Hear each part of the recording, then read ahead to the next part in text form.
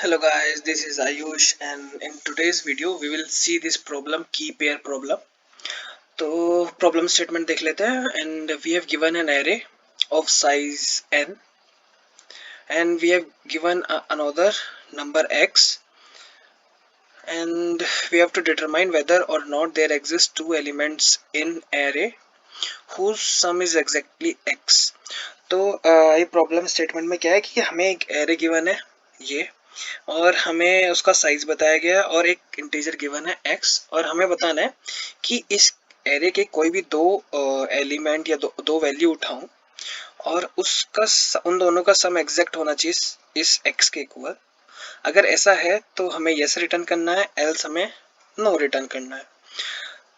तो हम इसमें दो मेथड देखेंगे इसको सॉल्व करने का तरीका। तो हमें जो कोड लिखना है वो यहाँ पे लिखना है। तो सबसे पहले मैं मेथड 1 बता देता हूँ कि हमें इसको कैसे सॉल्व कर सकते हैं। हम यहाँ पे टू पॉइंटर कंसेप्ट यूज करेंगे after sort the given array. जैसे ये वाला एग्जांपल देखते हैं 1 4 45 6 10 एंड 8। तो सबसे पहले काम क्या करूँगा, मैं इसको सॉर्ट कर दूंगा 1 4 6 8 एंड 10 एंड 45। अब मैं क्या करूँगा, मैं दो पॉइंटर लूँगा।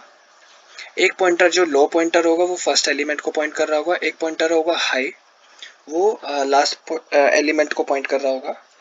अब मैं क्या करूँगा, इन दोनों का सम चेक करूँगा। अगर इन दोनों का सम ये लास्ट वाले लो पॉइंटर और हाई पॉइंटर का जो सम होगा वो ग्रेटर देन होगा हमारा x से, तो मैं क्या करूँगा, हाई पॉइंटर को माइनस माइनस कर दूंगा, मतलब एक बाय 1 डिक्रीमेंट कर दूंगा। फिर अगेन चेक करूँगा और मैंने देखा कि 1 एंड 10 का जो सम है वो 11 है और जो x वैल्यू है वो मेरे को 16 गिवन है। तो अभी ये जो x की वैल्यू है वो ग्रेटर है, तो मैं क्या करूँगा, लो को बाय 1 इंक्रीमेंट कर दूंगा।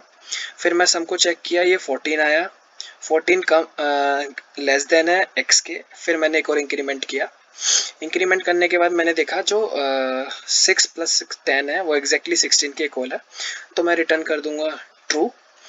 इफ इन केस मेरे को बोला गया होता 17, तो मैं अब ग्रेटर है 17 तो मैंने क्या करता, लो को इंक्रीमेंट करता और मैं देखता 18। अब जो 18 है वो क्या है मेरे पे ग्रेटर है 17 से, तो मैं क्या करता, हाई को डिक्रीमेंट कर देता। तो अगर हाई और लो एक पोजीशन पे आके रुक गए हैं तो इसका मतलब हम दो पेयर बना ही नहीं सकते हैं एट एनी कॉस्ट, क्योंकि हम यहाँ से इंक्रीमेंट करते हुए देखते चल रहे हैं और यहाँ से डिक्रीमेंट करते हुए देखते चल रहे हैं सम में। तो अभी इसमें क्या होगा कि अगर हाई और लो आपस में इक्वल हो जाएंगे या उनकी वैल्यू इंडेक्सिंग वैल्यू या पॉइंटिंग वैल्यू सेम हो जाएगी। पॉइंटिंग वैल्यू से मतलब है कि अगर वो सेम इंडेक्स को पॉइंट कर रहे होंगे तो हम वहाँ से रिटर्न कर देंगे नो। नो का मतलब है फॉल्स, क्योंकि यहाँ पे बूल रिटर्न करना है। तो इसका कोड देख लेते हैं। तो सबसे पहले मैंने जो बोला कि मुझे सॉर्ट करनी है एरे, तो मैं इसको सॉर्ट करता हूँ जैसे A R R plus N. Okay, तो ये मेरी एरे सॉर्ट हो गई। अब मैं क्या बोलता हूँ, मैंने दो पॉइंटर लिए, इंट लो जिसको मैंने 0 से इनिशियलाइज किया और एक हाई लिया जिसको मैंने n-1 से इनिशियलाइज किया। मैंने एक वाइल लूप लगाया और वाइल लूप लगाने के बाद मैंने कब तक चलाया, जब तक लो लेस देन है हाई के। अब मैंने क्या किया, मैंने चेक किया कि इफ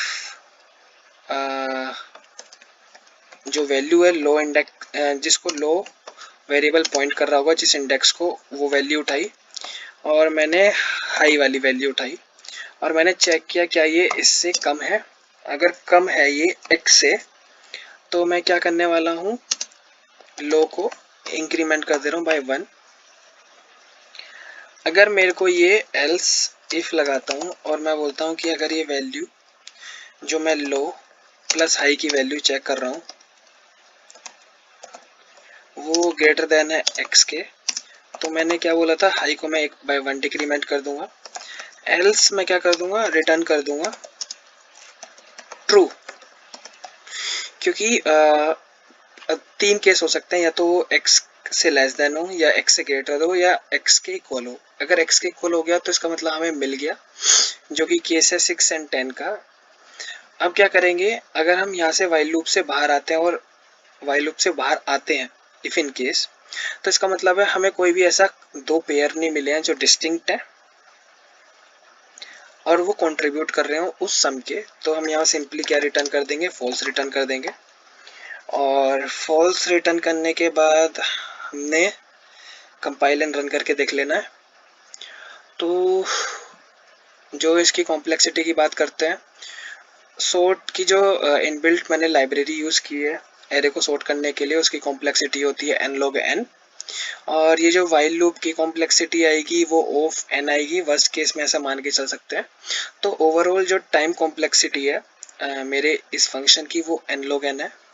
और अभी हमारा यस आ रहा है और अभी इसको सबमिट करके देख लेते हैं। ओके, सॉरी, सबमिट करके देख लेते हैं। तो इसकी जो एक्सपेक्टेड मेरे से टाइम कॉम्प्लेक्सिटी बोली गई थी वो n log n ही बोली गई थी और करेक्ट आंसर आ गया है। तो हमने स्पेस कॉम्प्लेक्सिटी की बात कर ली है, टाइम कॉम्प्लेक्सिटी की बात कर ली है। तो स्पेस कॉम्प्लेक्सिटी यहाँ पे कांस्टेंट ही है क्योंकि मैंने सिर्फ दो वेरिएबल लिए हैं, लो एंड हाई। और टाइम एक्सपेक्टेड टाइम कॉम्प्लेक्सिटी वो n log n ही है क्योंकि यहाँ पे हम सॉर्ट फंक्शन यूज़ कर रहे हैं। इस वीडियो में मैंने एक मेथड बताया है, मैं दूसरी वीडियो में एक अनदर मेथड बताऊंगा जिसमें मेरी जो टाइम कॉम्प्लेक्सिटी होगी वो ऑफ n होगी और स्पेस कॉम्प्लेक्सिटी वो भी ऑफ n ही होगी। तो जो मेरा सेकंड मेथड 2 होगा उसमें मैं एक डेटा स्ट्रक्चर यूज़ करूँगा, सेट डेटा स्ट्रक्चर। तो अगर आप लोगों को सेट डेटा स्ट्रक्चर या सेट कैसे इम्प्लीमेंट करते हैं C++ में वो नहीं पता है तो आप एक बार देख लेना, उसमें मैं वही डिस्कस करूँगा। तो अभी इस वीडियो के लिए इतना ही रखते हैं। And thank you guys for watching this video, and if you like this video please hit the like button and subscribe my channel for more videos and notifications.